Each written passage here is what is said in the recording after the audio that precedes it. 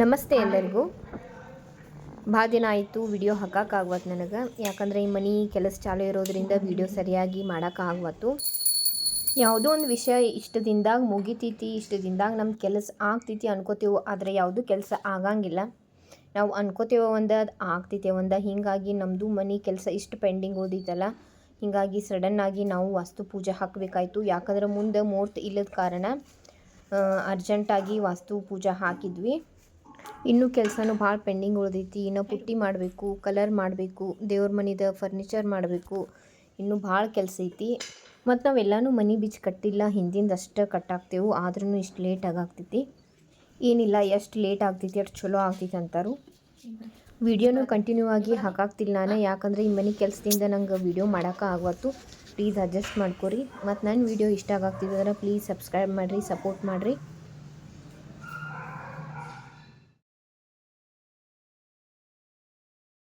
ಪೂಜಾ ಮಾಡೋಕ್ಕಿಂತ ಹಿಂದಿನ ದಿನ ಬಂದ ಸ್ವಾಮಿಗಳೆಲ್ಲ ಪೂಜಾ ಪ್ರಿಪ್ರೇಷನ್ ಮಾಡಿ ಹೋಗ್ತಾರೆ. ಅದಾದ್ಮ್ಯಾಕೆ ಮರುದಿನ ನಮ್ಮ ಈಚೆ ಕಡೆ ಮನೆಯಾಗಿನ ದೇವ್ರದ್ದು, ಹಳಿ ಮನೆಯಾಗಿನ ದೇವ್ರದ್ದು ಏನು ಮಾಡಬೇಕು, ಆ ಕಡೆ ಒಯ್ಬೇಕಾಗ್ತೈತಿ. ಅದ್ರ ಸಂಬಂಧ ಅದನ್ನು ಅಕ್ಕಿ ಒಳಗೆ ಹಾಕಿ ಇಡಬೇಕು. ಅಂಬ್ಲಿ ಕೊಡ ಮತ್ತು ನೀರಿನ ಕೊಡ ಅದು ಚೆಂದಂಗಿ ರೆಡಿ ಮಾಡ್ಕೊಂಡು ಆ ಮನೆಗೆ ಒಯ್ಬೇಕಾಗ್ತೈತಿ, ಹೊಸ ಮನೆಗೆ.